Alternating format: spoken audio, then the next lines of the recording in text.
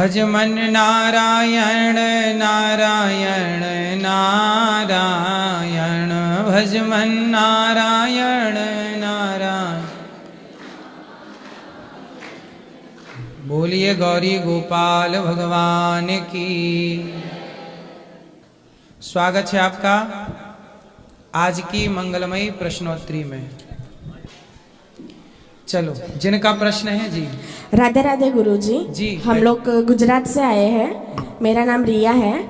मेरा प्रश्न है ये है कि मैं गले में गणेश जी का लॉकेट धारण किए हुए हूँ और तुलसी माला का धारण करना चाहती हूँ, तो क्या मैं पहन सकती हूँ? हाँ, पहन सकते हैं। ऐसा बोला जाता है कि गणेश जी को तुलसी नहीं चढ़ाया जा सकता, तो चढ़ाने का नहीं, वो आपने तो पहनने का पूछा है ना। हाँ पहन सकते हैं। ठीक है, थैंक यू। बेटा यहाँ ले आओ माइक, मैया को देना, ये मैया को।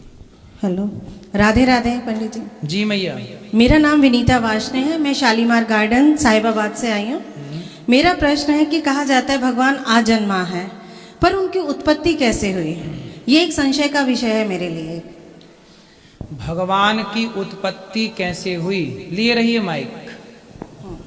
भगवान का नाम ही जब अजन्मा है, भगवान का नाम ही जब अजन्मा है, तो अजन्मा है तो वो जन्म नहीं लेते, और जिसका जन्म नहीं होता उनकी मृत्यु नहीं होती।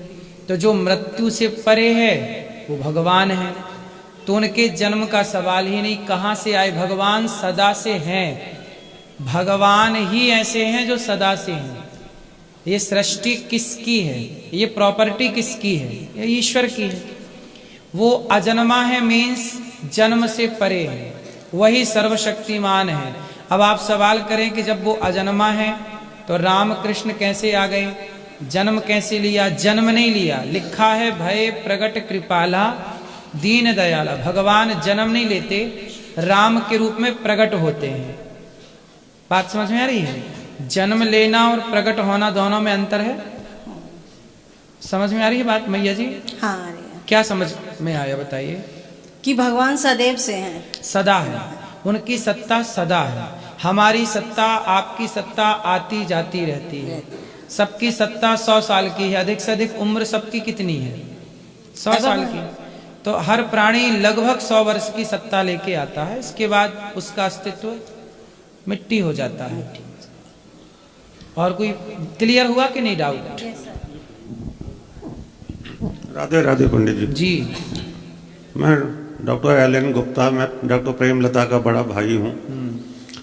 बाकी मेरा सवाल ये है, संशय लोग जिंदगी में ये अनुभव करते हैं कि हमको परम सुख मिल गया, तो वास्तव में परम सुख की प्राप्ति जिंदगी के किस मोड़ में होती है? हम कब कहें कि हम परम सुख का? अब जैसे एक छोटा बच्चा है, उसको मनपसंद का खिलौना मिल गया, बहुत खुश है।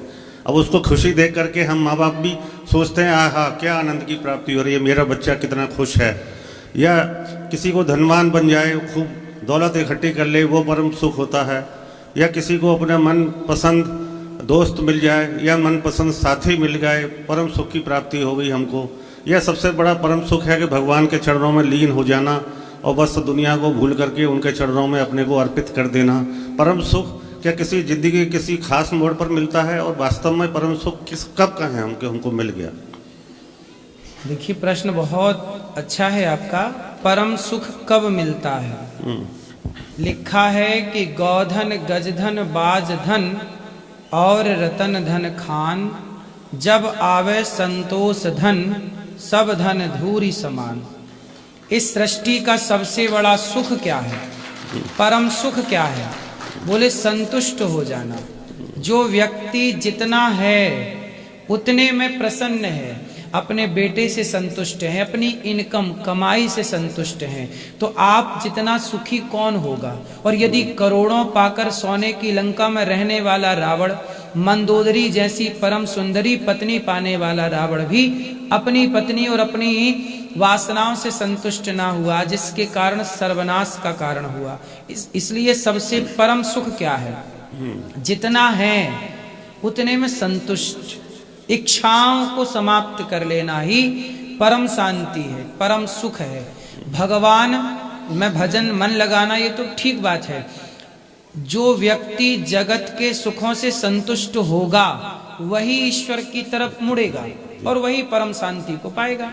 जो व्यक्ति जगत की इच्छाओं से संतुष्ट नहीं है, अब जैसे आपने देखा होगा कई बार करोड़पति व्यक्ति भी परेशान है और फुटपाथ पर रहने वाला मजदूर भी कई बार खिलखिला के हंसता है, खुश रहता है। कई बार फुटपाथ पर रहने वाले लोगों को देखकर ऐसे लगता है कि हमसे अच्छे तो ये हैं जो इतना खुल के हंस रहे हैं, खुश हैं। हम लोगों के पास सब कुछ होती हुई भी परेशानी है। कारण सिर्फ इतना है कि वह व्यक्ति वहां पे अपनी कमाई से संतुष्ट है और आज व्यक्ति करोड़ों पाकर भी संतुष्ट नहीं है। एक आदमी बोला कि देखो हमारे पड़ोसी के पास 10,000 के जूते हैं, वो जूते भी 10,000 के पहनता है। तो बगल वाला बोला भाई तू उसे क्यों देखता है जो 10,000 के जूते पहनता है, बगल में और कोई खड़ा उसे देख जिसके पास जूता पहनने के लिए पांव ही नहीं है। वो व्यक्ति कैसा है जिसके कई लोग ऐसे ना चप्पल हाथ में पहन के घिसटते हैं, ऐसे लोगों को भी हम समाज में देखते हैं। उनसे वो लोग कितने बेहतर हैं, आप कितने बेहतर हैं जिनके पास पांव है। इसलिए ईश्वर ने जितना दिया है उसमें यदि संतुष्टि आ जाए तो उसके जितना परम सुखी इस धरती पे कोई हो नहीं सकता। परम सुख है संतोष। मेरा दूसरा एक सवाल है, आपको समझ में आई बात? जी बिल्कुल, आपने बहुत ये क्लियर किया, बहुत साफ साफ शब्दों में बताया कि संतोष होना चाहिए, चाहे किस स्टेज पर कोई, हर स्थिति में आप परम सुख की प्राप्ति अमीर कर भी सकते हैं। संतुष्ट है तो सुखी है और गरीब भी संतुष्ट है तो सुखी है। और वो व्यक्ति कभी सुख ना पाएगा जो अमीरी में भी संतुष्ट नहीं है और गरीबी में भी। जीवन के किसी भी मोड़ पर, किसी भी दशा में आप परम सुख की प्राप्ति महसूस कर सकते हैं। बिल्कुल बिल्कुल। दूसरा सवाल यह है मेरा कि विद्या, बुद्धि, कर्म और भाग्य, इनमें जीवन में सबसे ज्यादा काम कौन सी चीज आती? क्या ये सब एक दूसरे के पूरक हैं या एक चीज के अभाव में? विद्या, बुद्धि, कर्म और भाग्य। विद्या ददाति विनयम। विद्या, विनय, हमारे अंदर नम्रता है, सहजता है, इसलिए हम विद्या को अर्जित करते हैं। विद्या, बुद्धि इसलिए होती है ताकि वो हमें सही डायरेक्शन दे सके, सही दिशा दे सके।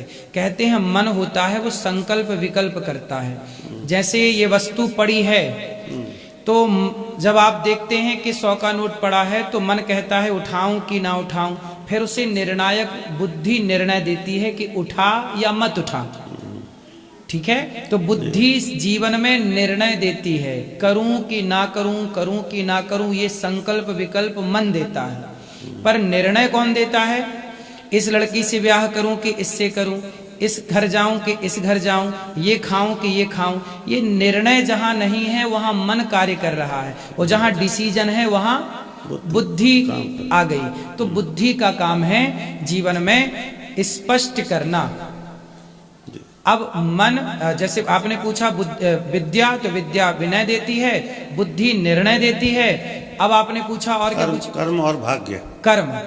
कर्म ही भाग्य का आगे का रूप है। जैसे कर्म 3 प्रकार के होते हैं, संचित, क्रियमाण, प्रारब्ध। कर्म कितने तरह के होते हैं?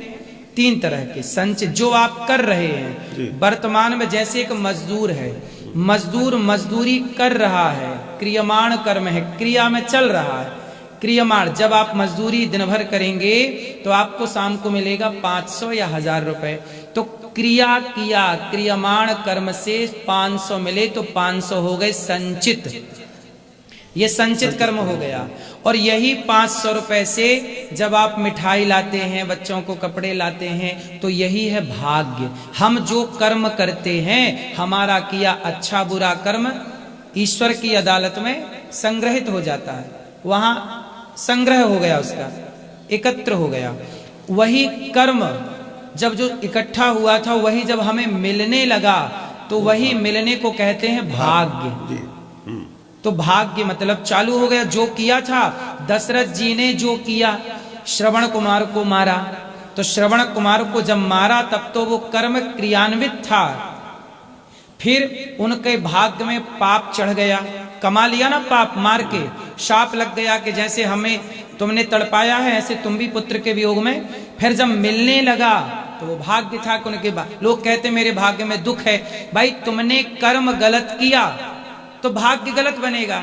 कर्म, जो बच्चा एग्जाम में सही लिखेगा तो सही कर्म करेगा तो उसके भाग्य में नंबर भी सही सही आएंगे। अब कर्म ना करे और कहे जी भाग्य में 100 नंबर आ जाएं, तो बिना कर्म के भाग्य में 100 नंबर तो नहीं आ सकते। तो कर्म से ही भाग्य का निर्माण होता है। जी सर, धन्यवाद जी।